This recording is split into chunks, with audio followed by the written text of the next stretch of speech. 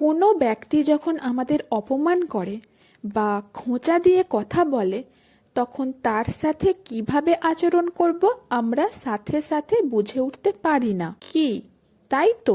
আপনার চারপাশে নিশ্চয়ই এমন কিছু মানুষ আছেন যারা সুযোগ পেলেই নানা নেতিবাচক কথা বলে, আর সেই কারণে আপনি মানসিকভাবে ভেঙে পড়েন।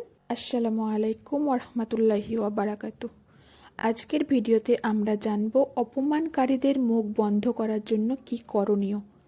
আর আপনি যদি এই চ্যানেলের ভিডিও প্রথম দেখেন তাহলে সাবস্ক্রাইব করে পাশে থাকবেন। এই চ্যানেলে প্রতিদিন ভিডিও আপলোড করা হয়, আপনাদের নিশ্চয়ই ভালো লাগবে। চলে আসি মূল বিষয়ে।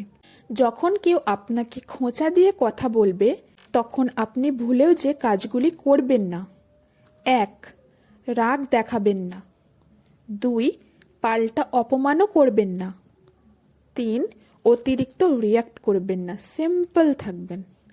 একজন জ্ঞানী মানুষ বলেছিলেন, অপমানের জবাব কখনো মুখে দেবেন না, কারণ যারা আপনাকে অপমান করে তাদের উদ্দেশ্যই হলো আপনাকে উত্তেজিত করে ভুল করানো।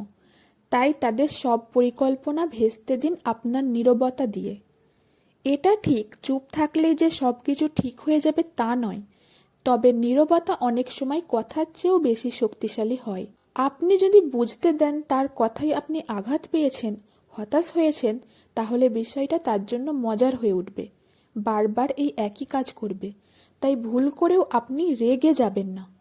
কিছু বলার আগে কিছুক্ষণ চুপ থেকে ভাববেন, মাথা ঠান্ডা রাখবেন, জবাব দেবেন শান্ত থেকে আত্মবিশ্বাসের সাথে।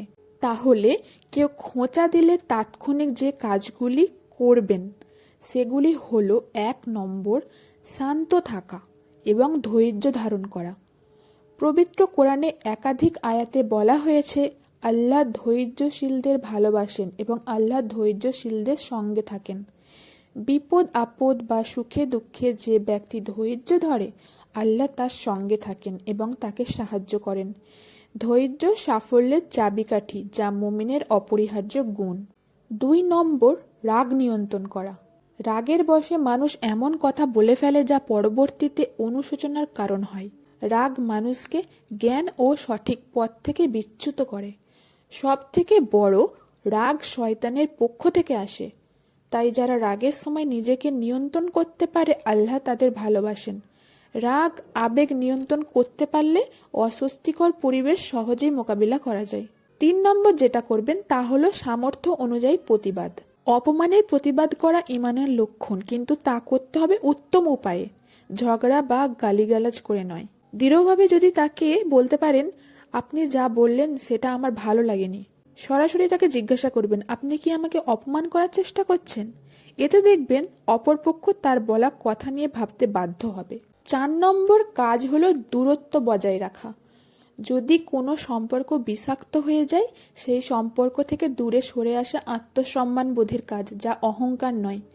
বিশেষ করে যারা আপনাকে নিচু দেখাতে চায় তাদের সাথে থাকা মানে নিজের মানসিক শান্তি নষ্ট করা।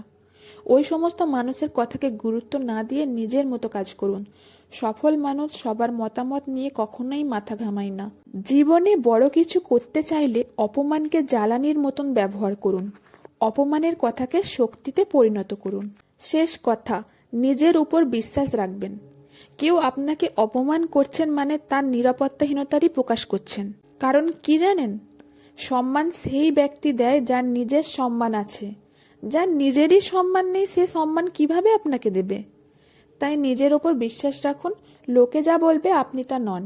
মনে রাখবেন, আল্লাহ সব কিছু দেখছেন। অপমানের প্রতিদান প্রতিপক্ষের কাছ থেকে নেওয়া হবে। ভিডিওটি এখানেই শেষ করছি। ভিডিও ভালো লাগলে লাইক ও শেয়ার করবেন এবং আমাদের চ্যানেলে যদি নতুন হন অবশ্যই ইন্সপিরেশন অফ ইসলামিক দিন চ্যানেলটি সাবস্ক্রাইব করে রাখবেন। আসসালামু আলাইকুম ওরহমতুল্লাহি ওয়াবারাকাতুহ।